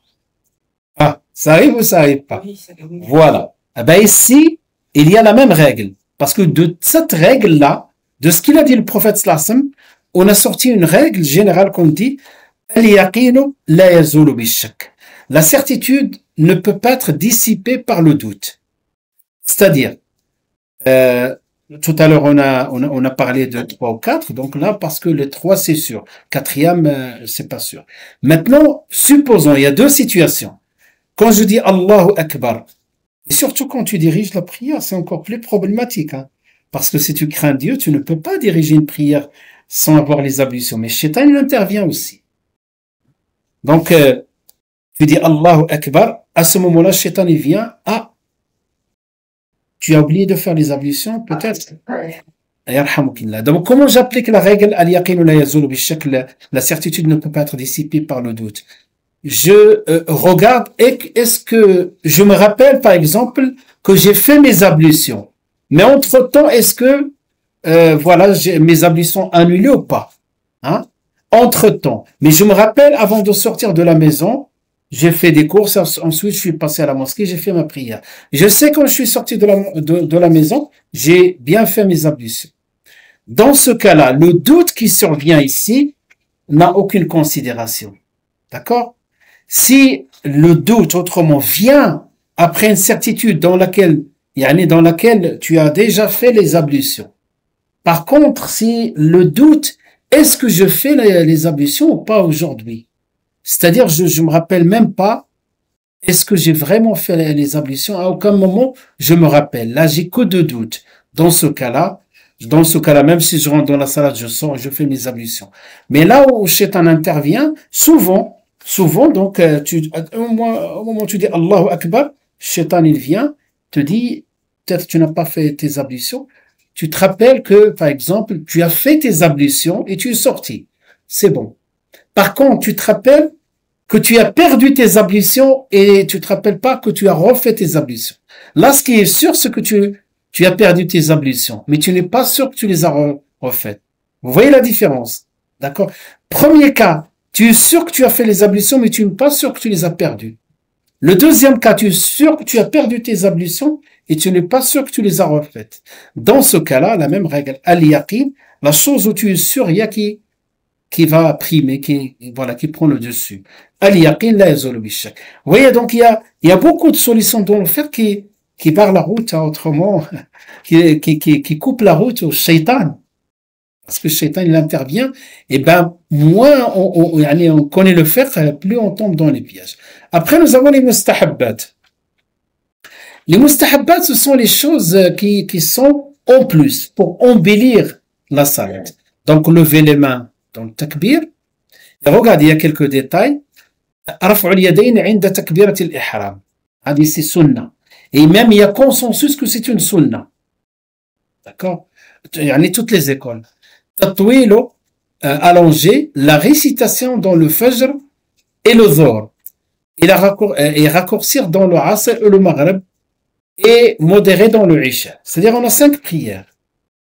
On a la prière du fajr et on a la prière du dhuhr. C'est une sunna, comme ça le prophète sallam faisait, et on savait même avec quelle sourate il récitait. Hein, donc, at-tiwal mufassalat, des longues sourates, pour le fajr et pour le dhuhr. Le asr, c'est court. C'est par exemple, le fatiha, tu rajoutes wal asr, ou idha ja'a nasrullah, ou qul wallahu ahad, pour l'asr. Pour le maghrib, pareil. Donc, 2 qui sont longues, c'est une sunna, tout simplement. Hein. Si on connaît pas beaucoup de sourates, ce n'est pas grave, on fait avec ce qu'on peut. les deux suivantes, hein, donc le Fajr plus Dhuhr, نطولوا. العصر et le Maghrib نقصروا. يعني des petites sourates. Et l'Isha entre les deux. L'Isha entre les deux. Voilà, donc le prophète sallallahu alayhi wa sallam, sa sunna aussi, encore une sunna qu'on oublie des fois dans les mosquées, voilà, donc c'est que la plupart du temps, il prie avec le mufassalat. Les 10 derniers hizb, des sourates, et souvent des sourates qui parlent de la foi, de l'aqidah, de la connaissance d'Allah, etc. De temps en temps, on peut faire les langues, mais ce qu'on appelle les mufassalat. Et même quelqu'un qui veut apprendre le Coran, il vaut mieux apprendre des sourates, il vaut mieux qu'il commence par le bas, qu'il commence par les petites sourates. Il y a beaucoup de leçons dans tout le Coran, et voilà, tout le Coran est, alhamdoulilah, utile. Mais pour la prière, c'est plutôt les sourates de le-mufassalat que le prophète sallallahu pratiquait, et tu sens la différence. Par exemple, le Fajr, si l'imam récite, par exemple, des sourates mufassalat, je ne sais pas, s'il fait il n'est pas parti des grands mufassalat, mais je cite par exemple, ou al-Fajr, que beaucoup connaissent, ou al-Fajr, tu sens, on parle de la foi, wa ja'a rabbuka wal malaku saffan saffan, on parle de l'homme lorsqu'il est éprouvé, on a besoin de ces rappels-là. Pas, par exemple, on va faire des sourates de l'ahkam, c'est-à-dire des sourates qui parlent des règles juridiques. C'est important. Mais ce n'est pas le moment. Quand je dis, c'est plutôt préférable de faire avec des sourates comme ça, wallah. At-tahmid. Donc, tout à l'heure, on a dit tasmi'. Mais le tahmid, c'est quoi le tahmid? Voilà. Donc là, on est soit je suis faible, c'est-à-dire je prie tout seul. Soit je suis imam, soit je suis ma'moum. Il y a 3 situations. Soit je suis l'imam, soit je suis celui qui suit l'imam. Si je suis le faible, ça veut dire que je suis imam de moi-même. Et moi-même aussi, je suis le ma'moum. Ça, c'est de ma tête, je le dis. Astaghfirullah si je me trompe. Donc voilà. Pourquoi? Parce que si je suis tout seul, c'est une sunna mu'akkada et je dois pas oublier ça. Sami'a Allahu liman hamida. Si je suppose, je lève les mains. Sami'a Allahu liman hamida. Ensuite, Rabbana wa lakal hamd. هذه ce qu'on appelle louange à Allah, at-tahmid, Rabbana wa lakal hamd. Tout ça, bien sûr, voix basse, Rabbana wa lakal hamd. Pour l'imam, pareil. Pour le ma'moum, il dit pas Sami'a Allahu liman hamida. Celui qui suit l'imam, il dit Rabbana wa lakal hamd. Pourquoi? Parce que comme vous regardez, ça on va le citer dans le khushu', Inch'Allah, pour se concentrer avec ce qu'on dit. Parce que parmi les, on va dire, les clés de le khushu', parmi les clés de le khushu', de l'humilité dans la salat, c'est de comprendre ce qu'on dit. Est-ce que vous avez posé au moins une fois la question alors que vous avez prié pendant des années? Quand l'imam il dit Sami'a Allahu liman hamida, que veut dire ce terme-là? Il s'adresse à Allah? Voilà. Soit parce que Sami'a, soit de ce sens-là qui est premier, Allah entend celui qui le loue. Et tu imagines? C'est comme s'il t'informe. C'est comme s'il te dit fais la louange, fais le hamd. Comme Sami'a, ça veut dire accepter. Voilà. Donc, quand l'imam dit ça, c'est comme il nous donne un signal. Sami'a Allahu liman hamdah. Allah entend celui qui le loue. Et toi, en réponse, tu dis Rabbana wa lakal hamd, hamdan kathiran. Il y a encore des petits du'a de plus, vous pouvez les rajouter. Hamdan kathiran. Mais il vient après, ça, c'est un autre niveau. Il faut apprendre d'abord les fondements. حمدا كثيرا طيبا مباركا فيه ملء السماوات والأرض إلى آخره. الهيئة المعلومة في الركوع والسجود والتشهد. الهيئة المعلومة c'est quoi ce que j'ai dit tout à l'heure, التورك والافتراش. التورك والافتراش. L'iftirage quand tu t'assois sur le pied, ou التورك quand tu t'assois par terre. Si je me trompe pas. D'accord, ça c'est sunna. Donc vous voyez, c'est mustahab. C'est mustahab. Après, mustahab, c'est-à-dire qu'il faut quelque chose de plus. Même les ulama, quand ils parlent de finalité de la législation, ils font toujours ce classement-là. ils disent les indispensables, les besoins et les accessoires. Je dis qu'il n'y a rien dans la salat qui est accessoire.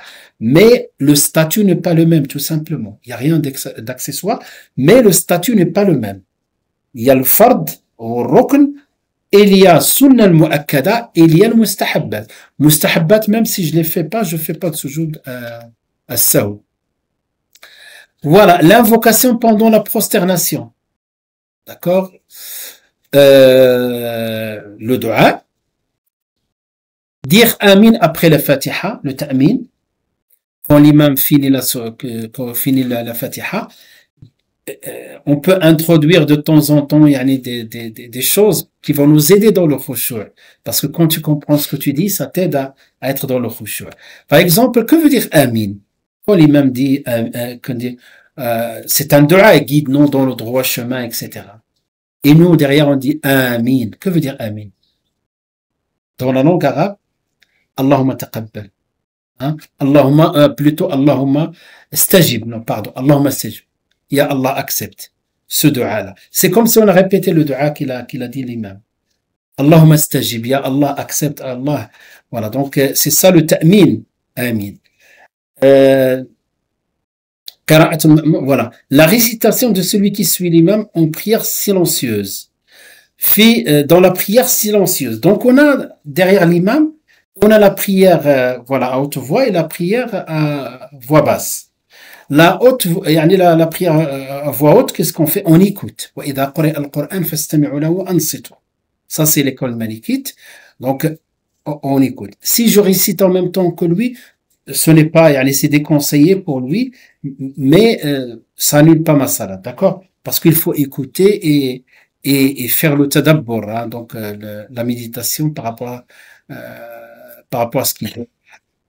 As-sirriya, donc sirriya, dans la salat qui est silencieuse, l'imam, par exemple, dans le asr tout à l'heure, il a fait la fatiha, il a récité sans aucun doute du Coran. Hein.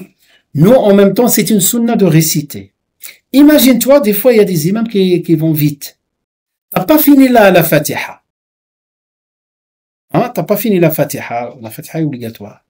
Et lui, il a fini la fatiha et la salat. Ça arrive. Tu fais quoi? On suit. Il faut le suivre. Même si tu n'as pas fait. Pourquoi? Parce que quand tu pries avec l'imam, il y a beaucoup de choses que l'imam porte. Il peut pas porter les fara'id, il peut pas porter les shurut, mais il peut porter les sunan. Vous avez compris maintenant quand on fait la différence? Si je n'ai pas récité, donc quand je dis les fara'id, attention, harakat, les gestes, pas les paroles. Parce qu'il peut porter, il peut te porter sur toi la récitation de la fatiha. Tout ce qui est oral. Mais tout ce qui est geste, il peut pas le faire à ta place. D'accord? Il peut pas le faire. Et j'ouvre une petite parenthèse. Imaginons l'imam.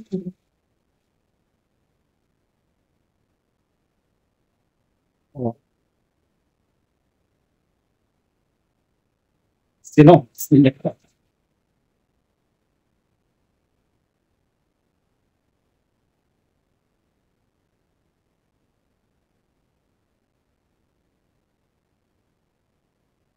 D'accord. Donc, c'est pour cela, des fois, pourquoi on met les écrans dans les salles de prière?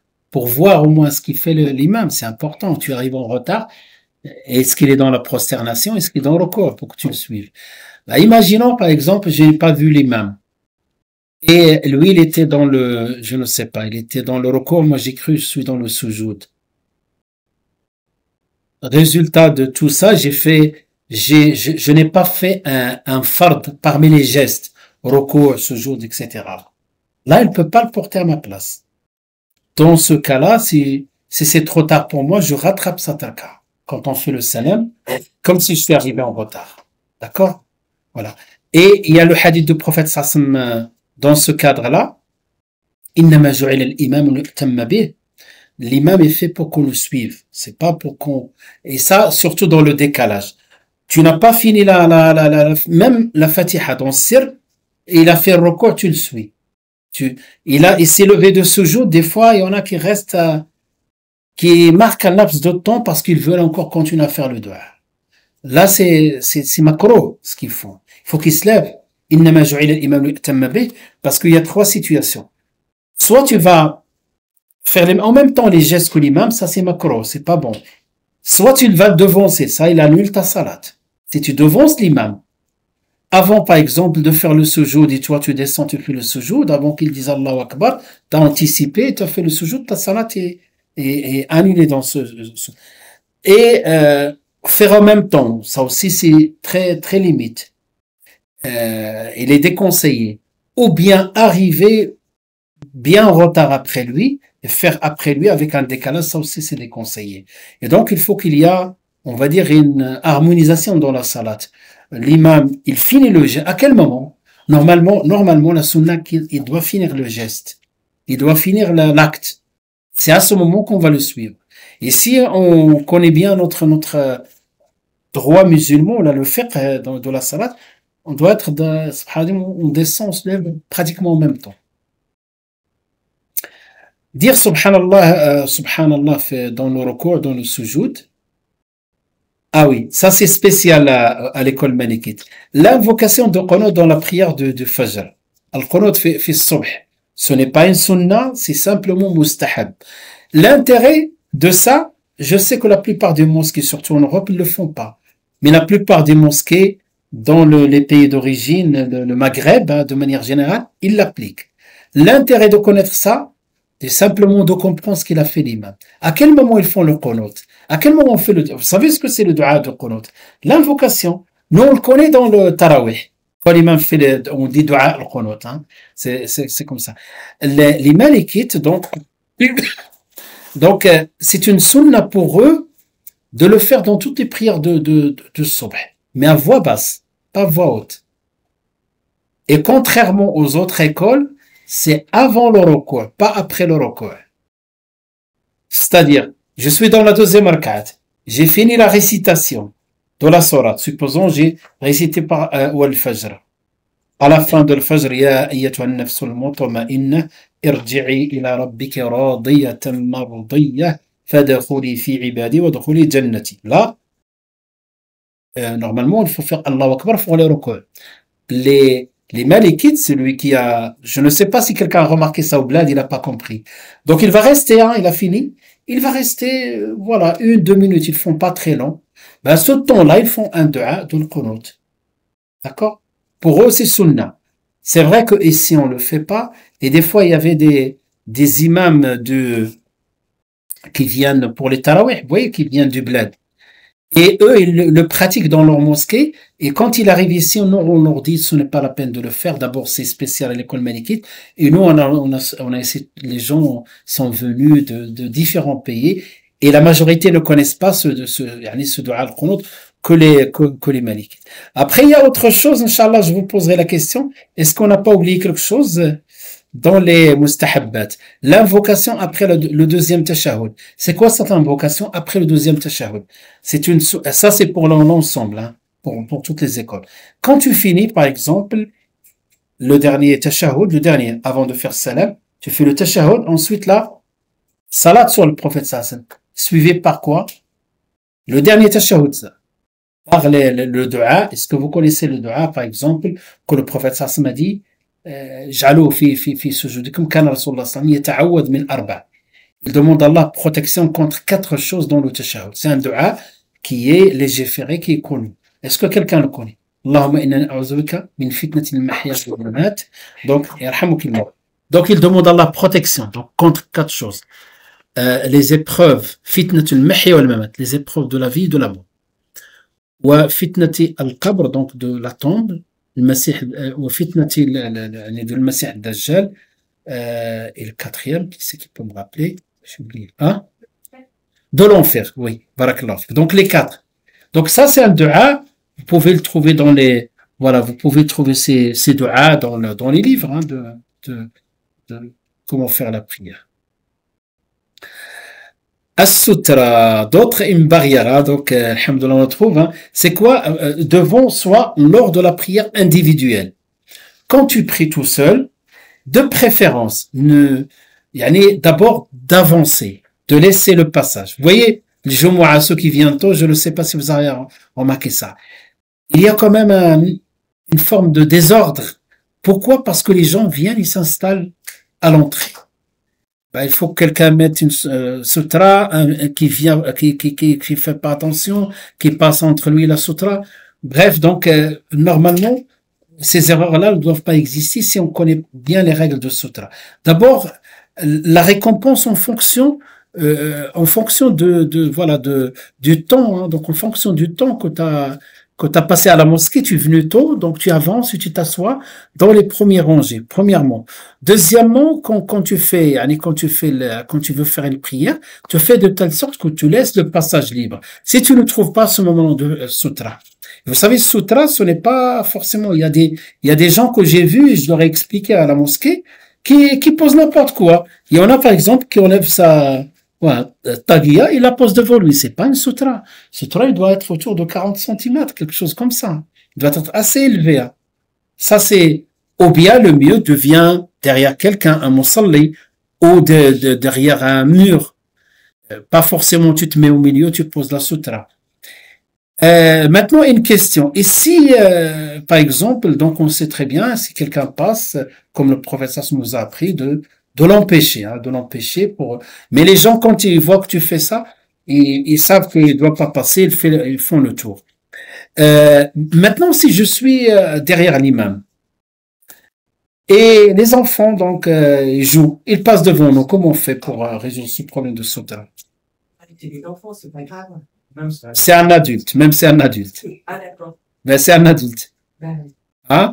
L'imam, c'est la sutra. Exactement, la sutra de l'imam qui est notre sutra tous. Ça veut dire que si les enfants passent ou un adulte, par exemple, a perdu ses ablutions, il veut sortir, il peut passer tranquillement.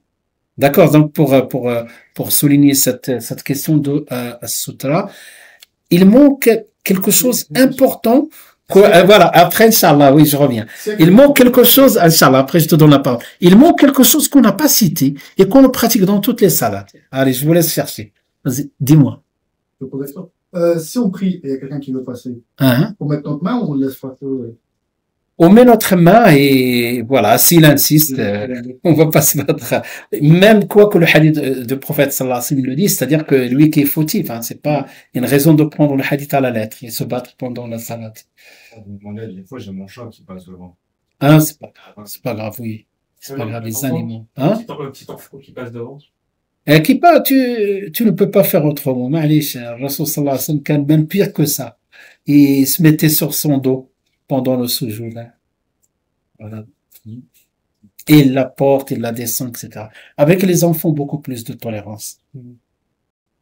Voilà. C'est l'aspect rahma de notre religion.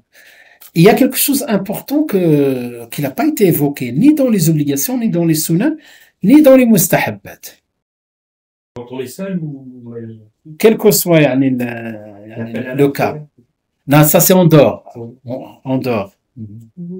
Hein? Ni on l'a cité dans les obligations. On a dit qu'il doit être au moment de la. Qu'est-ce que. Oui, quand on est assis, oui, on n'a pas cité. Ça, il y a un hadith, mais certains disent qu'il est daïf. On n'a pas cité par rapport à son statut. Il n'est pas même classifié ici. Quoique les Hanbalites, ils le disent, ils l'évoquent.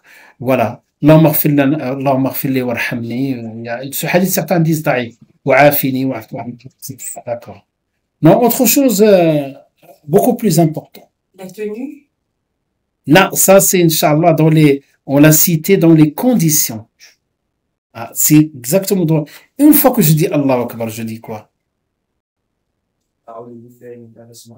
D'accord, il y a quoi encore?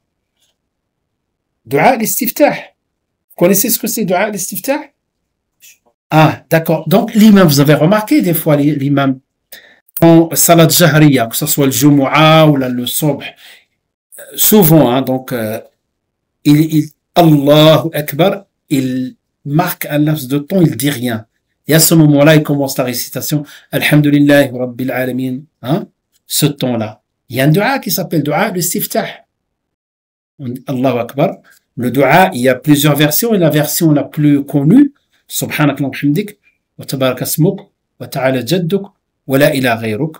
A'udhu billahi minash shaitanir rajim, bismillahir rahmanir rahim. Et à ce moment-là, il récite à voix haute. D'accord? Ces détails, je les ai pas mis dans le livre. Hein? Voilà, donc, cette dua al-istiftah, pour les malikites, c'est pas sunna. Pour le reste des trois autres écoles, c'est une sunna. Vous n'avez pas remarqué ça? Même le frère, quand il fait la salat, il marque ce laps de temps. Il fait un dua qu'on appelle dua al-istiftah, c'est-à-dire le dua de l'ouverture. D'accord.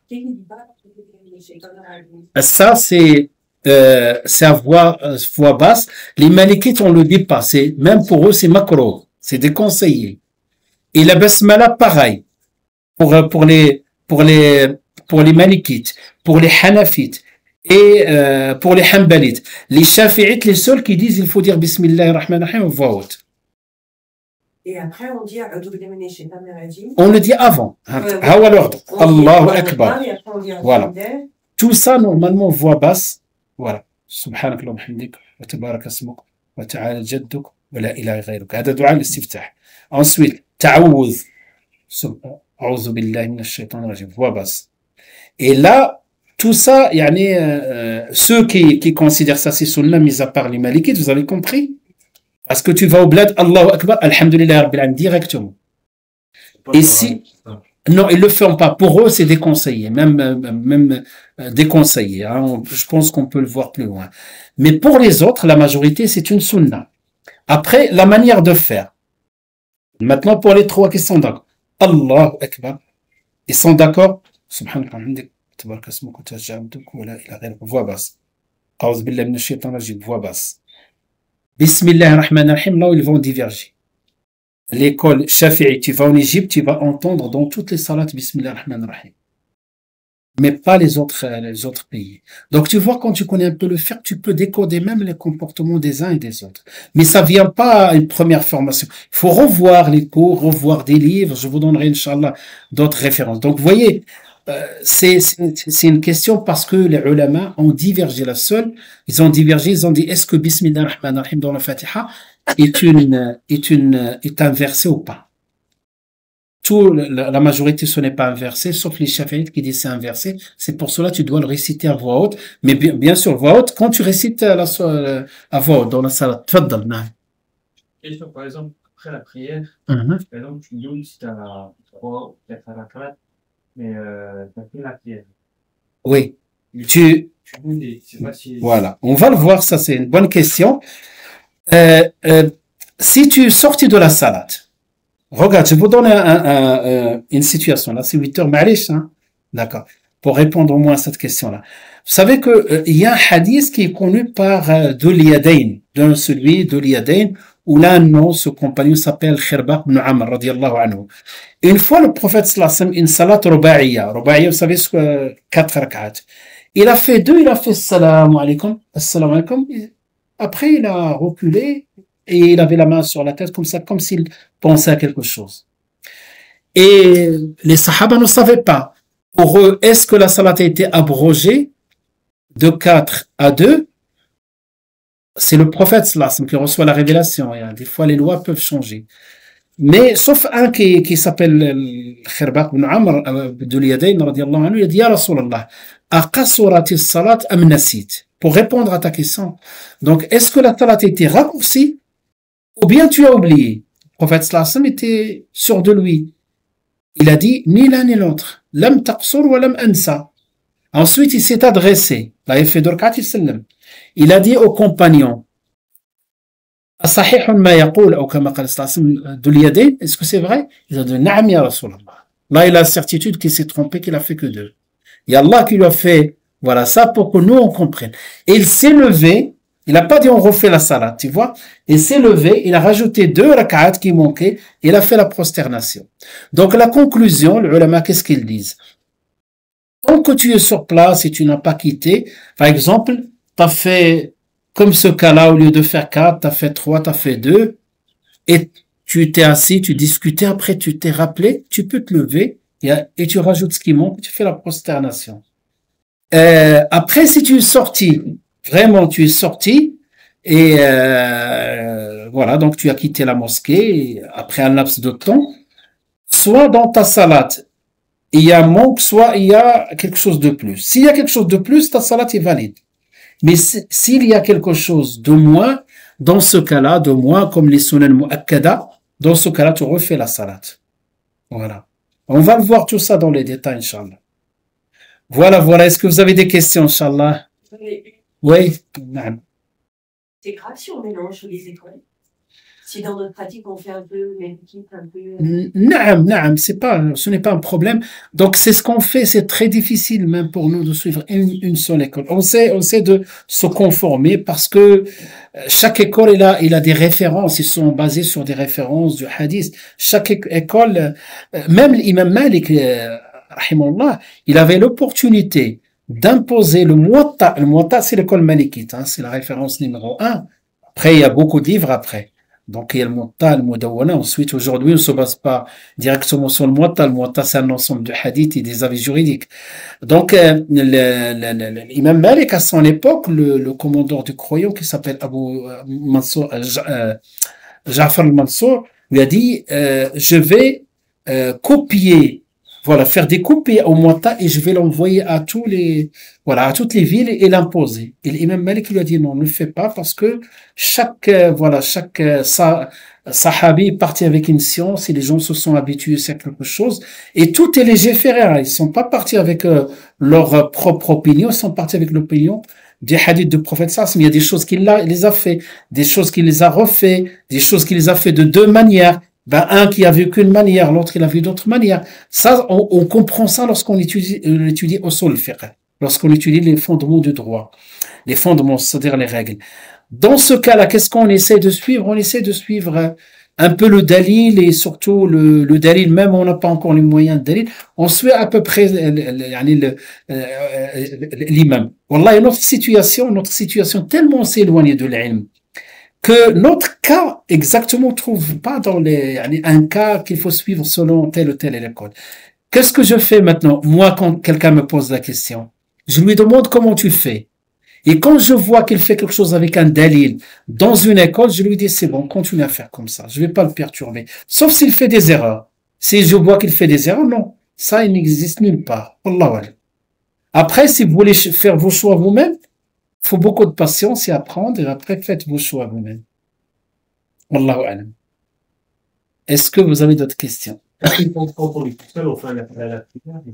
Ah, l'appel à la prière, d'accord. L'appel à la prière, pour l'école malikite, c'est déconseillé quand je suis tout seul. Hein. Je parle de l'école malikite. D'autres écoles, non. Donc, pour l'école malikite, parce que, qu'est-ce que le adhan? Le adhan, c'est appeler des gens. Nous, on est à la mosquée. Il y a des gens qui sont à l'extérieur. On fait le adhan, il entend le adhan, nous rejoint pour faire la prière. C'est-à-dire, al-i'lanu bidukhul al-waqt, la définition de l'adhan. Et donc, on leur dit c'est le temps. Donc, ils sont des commerçants, des gens occupés, ils viennent. Mais il dit si on attend personne, inutilement de le faire.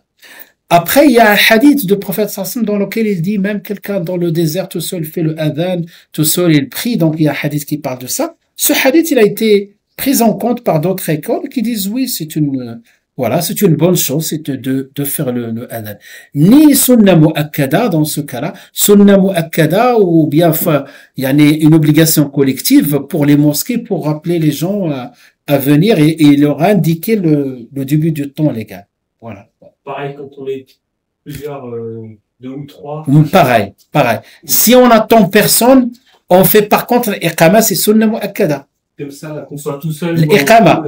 Parce qu'il y a l'adhan, il y a l'iqama. Il faut pas confondre. Quand on est tout seul. On doit la faire.